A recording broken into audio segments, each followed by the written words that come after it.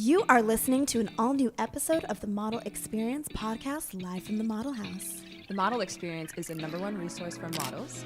Real models, real stories, real resources. Visit themodelexperience.net to learn more and be sure to follow us on Instagram at The Model Experience. Welcome to the Model Experience. Welcome back, live from the Model House. Feels good to be back. It's been a minute. It's been a hot second. I missed you guys. I miss you too. We're so excited to have our guest today. Give it up for Dijon Talton. So glad We to be love here. it. One of my favorite people on this planet. Ow! Dijon is a resident TME Yes, he staff is. member. Yes, he Dijon, is. you may recognize Dijon from, well, first of all, Netflix. Every time Right. I open Netflix, I see your face. Me too. I feel like you're everywhere, which it's fine. That's a good thing, though. Yeah. Yeah. Progression. Exactly. Baby steps to get there. Exactly. Yeah. So Dijon hosts our fashion show alongside Deandra. Yep. Not only was he on Netflix, Never Heard is the name of the movie, Yep. right? And he was also on Glee. So I want to kind of talk to you about that and learn how you got those roles. And Right. so Yeah, and as like a musical theater enthusiast, this makes me so excited. So you've got to touch on that experience That's so for funny. sure. I was so not into musical theater before. Oh, gosh. It was a whole different world. So how did you, was it an audition? Like, how did you even get on the show? So the crazy thing is, at that time, like I had made an agreement with my parents that if they allowed me to audition again, then I would go to school in California. So I was in school for like with an emphasis on entertainment law, and my manager sent me an audition for a Saturday, but I was also working at the Apple store, and that was my shift time. Oh my And I was like, nah, I gosh. can't go, bro. Like it's my shift. Saturday, we can't move Saturday shifts. Right. And then he was like, but you really should go. It's this new show, Glee. It's like, it has all the buzz, blah, blah, blah. At that point, the show hadn't been out. No one knew what it was or what it was going to do. So I went, and the first audition was... did someone cover your shift or did you lose the job? No, I kept that job. That job You I did? was 19, and it paid like $70 an hour. All right. Okay. Okay. But the first audition was a dance audition, and they called me back the next day and had me sing an act. And then it was supposed to start filming on like that Wednesday, and I didn't hear anything. So I was like, oh, okay, well, I didn't get it. There was a lot Fine, of guys that's there, fine, moved yeah. on. But that following Monday, I was walking into a history test that I was late for. And I was running into the thing, and my manager called me, and he was like, you booked it. And then I was like, booked what? Out of sight, out of mind. Yeah, I was like, when I booked. Yeah. He's like, you booked Glee. And the cool part was when I researched Glee, they already had the trailer up because they had filmed the pilot, but Right. the show hadn't been out. So it reminded me very much of a mixture of like a Gossip Girl like in like Boston Public, but with like music. Dream. At that age grade, I was like, yo, this is a show I want to be a part of, a show I Right. love to be on. So when I got it, I started working the next Tuesday. And when I got there, they're like, welcome to the team. And I kind of didn't leave after that. And my life kind of completely changed. It went from like me being in school and working to like still not wanting to lose that job. Right. Like, this is a good Gotta one. keep that $17 Exactly. an At hour. 19, that was a good job. But I started like not being able to like make it to test or like making my shift. So I had to like slowly let go of that safety net and Yeah. move on to being like, all right, cool, I'm now here 20 hours a day, recording on the weekends, doing dance Right. rehearsals. It consumed It's a lot of my work. life. Sure. It's so much Sure. work. That kind of show is so much different. A normal show, you work 12, 15 hours normally. Right. But on a musical show that has dancing in it, they also have to fit in recording and Sure. dance rehearsals into your work week That's in insane. the same amount of time. So you go from like filming a scene to dance rehearsal to recording to back to filming that scene that you rehearsed this morning. Right. Wow. So how long were you on the show for? A year and a half. Okay, Almost a year, that's a long time. yeah. And it was kind of like a backwards, interesting thing because for the first like half of the year, the show wasn't out. It premiered after American Idol in May. Yeah. We had like a premiere and like upfront and all that, but the show didn't actually come out then until September.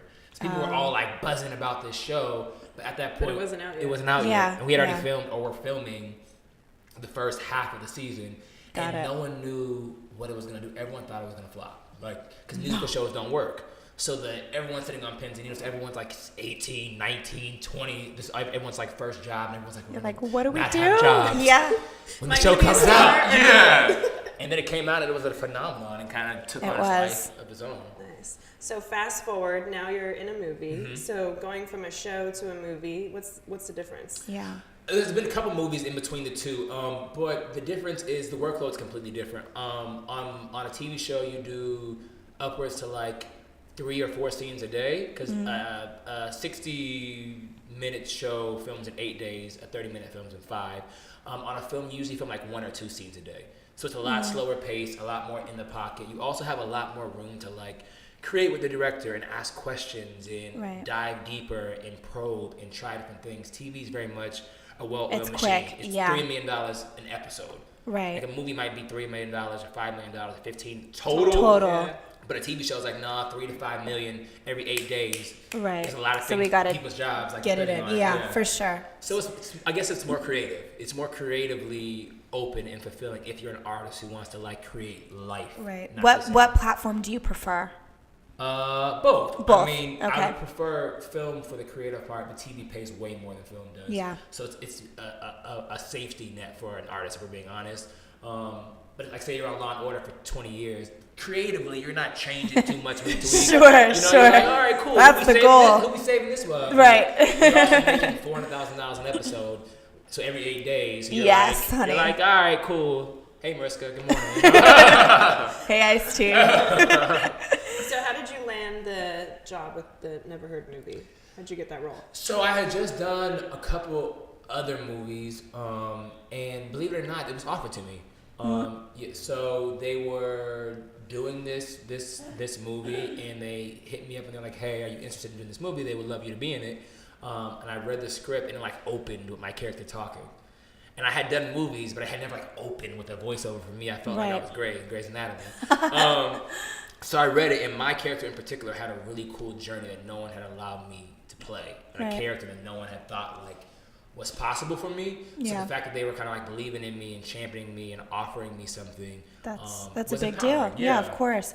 So we're talking about your highlights and all the things that you've done. How many auditions did you have to go on? I mean, I know that one was offered to you, but just like realistically, as an actor, how many auditions did you have to go on before you got Glee or I mean, the you movies in came from an between? You audition. just Yeah. you just came from an audition. Like you are still very much a Yeah. working actor. Like Yeah. talk about the audition process and what that looks like. Yeah, like I said, I came from an audition today, so I'm very much in the scope of that. Unfortunately, as ethnic actors in general, there isn't many people who are past the audition process. Right. Even if it's for like X-Men. But I've been auditioning my whole life. I started modeling first when I was 3 and dancing, and then acting when I was 5. So this trajectory from that to 19 when I got Glee, you know, is countless, Many years. you know, auditions. But it's Um, like you were working towards that without even knowing. Exactly. Sure. You know, and I was working along the way, but it's kind of like the truth is, it just takes the right yes. There's going to be Correct. so many no's, and then the difference is I've had a couple projects that I've done. I've been like blessed to work with really great filmmakers. Yeah. Even with the show I just directed and the show that I'm about to direct. When it's yours, you know, and when it's yours, it's perfect and it's effortless and it just comes with such ease and grace. So I've learned to, in the audition process, which is usually like sometimes a pre-read, then an audition, then a callback, then a producer session, then a chemistry read, then a network test. Yep. Wow, that's Yeah. It's a lot. level. It's Yeah. not just like you get the phone call, you got the job. Exactly, unless Gotta you're at go. the place where that's where it happens. But if it's a TV show, even the creatives don't decide who's on the show. The network decides who Yeah. gets cleared Yeah. for the show, because that's who they're banking that $3 million, you know, Of course. episode on. Yeah. So they're like, can we sell you? You're more of an entity. An entity, Than you yeah. are a talent at that For point. sure. Well, that's how modeling is becoming. Yeah. I feel like, especially with course. like social media, people are looking at the whole package. Like, okay, how much can I? What is she going to Yeah. bring to this? What's the Exactly. return here? Of Exactly. course. I Of invest course. in you, what can you bring back? And I've learned that the cool thing about this industry is everyone wants to know, like, everyone's always like, I'm so talented, I can do this, I can do that. It's like there's a difference between walking into a situation and being like, hey, this is how you can help me, versus being like, yo, this is how I can help you. You. Yeah. Yes. This is how I elevate your product. This is how Yeah. I make your cachet better. This is what I bring. And to I think that's the table. key. Yeah. Because there are a lot of talented people.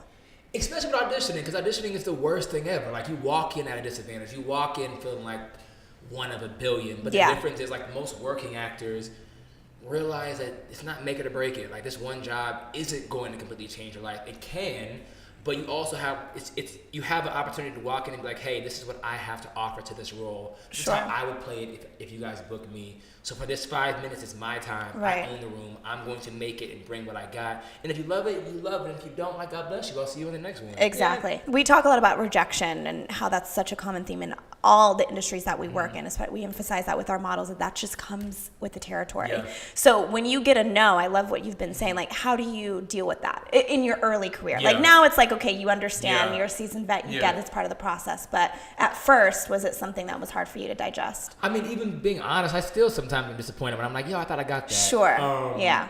But it's different for actors and models because in my modeling career, I would work like nonstop because you go to a go-see, you take a photo, you smile, they're like, oh, he's a nice kid. You know, the next day they're like, we booked him. Like, he was pleasant, he took a good photo, his mom was cool, like we're here for him. Like, he's been working, we look at his profile. Right. With acting, you have to offer up so much of yourself for in the moment for them to be like, not that way. Try it like that. Or you're personally not good enough here, or this reads like this that you naturally do. So you almost feel like someone's literally judging your being, because they literally are judging your essence, your look, your tone of voice, how you feel, how you walk in, how you carry yourself, how you move your hands. Like, all those things are like, not him, you know? So it's like, in that moment, you have to almost lose that part of you that, like, walks around every day being like, yo, I'm good enough, and realize I might not just be good enough for you, but I'm always going to be good enough for me. That's a good Or way to this put role it. just Or isn't- this, Yeah, it's just you not know? for me. Yeah. But sometimes it is. It's just like, I think the trap of being an actor is trying to play who you think they want. Right. You're never going to be a better J-Lo than J-Lo. You can't walk in and try to be J-Lo. When J-Lo walks in, she'll be J-Lo. Like, even I remember Megan was auditioning for a movie, and it was after her career had taken a different trajectory, and the director asked her to be more like Megan Good.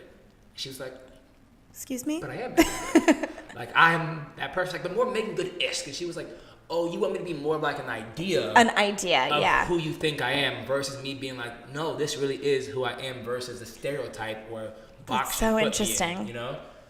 So it's just realizing that you're not going to be everyone's cup of tea, but getting back up, dusting yourself off, and like going to the next audition. Having great reps where, like, if you're auditioning 5 times a week, you don't have time to really stress out that you didn't get that one role. Yeah. Because if you didn't get that one, like, you gonna ruin the next one. Exactly. No, not at all. Exactly. So you're on camera, and now you've transitioned kind of like behind the camera. Is that correct? So you're directing more. So do you have any on-camera tips, since you're so versed? I mean, model, actor, director. What like on-camra tips do you have for our For an listeners? aspiring actress, wink, wink. I think it depends on the medium. The overall thing for TV is to keep it natural, keep it small. For comedy, it's commit even more, go even further. It's either I love it or I hate it. So I either love somebody or I hate them, because a point of view is very clear in comedy. But in drama, it's dropping into the moment, allowing yourself to sit into the uncomfortable bits of silence, because in acting, you can say way more with silence than you can ever say with words. Because acting is reacting. So people oftentimes in a scene are just waiting to speak. But like the gold and the diamonds are in listening and reacting and feeling what that person's saying. And if the character is your mom and she tells you like, yo, your dad's not coming home today, and that hits you for the first time, you say, what? He didn't make it. You're processing it of the actual moment is, stop. Not, what, mom? It's rejection, it's fear, it's grief, it's like disillusionment. It's so many honest moments before you get to a word. And so many new actors jump to the line, and it's like, yo, if you would have sat in that truth, let it hit you, let the colors happen, you wouldn't even had to act. Yeah. Ooh, It would have just it came out chills. of Yeah, that's so true. That was great. Right. Okay. So with that in mind, I think that we can cut this out because I don't know. Well, you want to go? Yeah. We're at 15 minutes. Okay. So we'll wrap it up. Okay. So we got some good stuff. I feel Yeah, like. for sure. Do you want to do the transition from modeling to acting? Yeah, let's hit that a little bit. Okay, so we're talking about all of your transitions, obviously producer, director, actor, but a lot of people don't know you started as like a child model. Yeah. So what made you transition from that into acting, and how natural was that process? It was very natural. I mean, all my siblings were already acting at that point. My parents thought it was like a better way for me to walk into the industry, because it wasn't Okay. as demanding of a schedule. But I would go on like my siblings' auditions, and like I would book the job. No shade. Yeah, no shade. My brother would not want to do it. I'd be like, I'll go in. So it naturally happened. The truth is that, you know, modeling is expression through photo, and acting is expression through visual and being. So they're the same, very similar mediums. They're just very different worlds. But if you have a gift of one, you normally have a desire or some type of gift So in true. the other, you know? Right. Even with starting with like, we went from like modeling to commercials, which is like Right. modeling With on stills. film. Yeah. Stills. Yeah, you know, Yeah, you're it's a still movement, smiling yeah. and moving, but it's McDonald's. And it's another layer, like the budget. Yeah. Exactly. And that's also the part too that sucks. It's like being a dancer. I also started being a dancer. You can't model forever. You also can't dance You forever, can't. unfortunately. Ugh.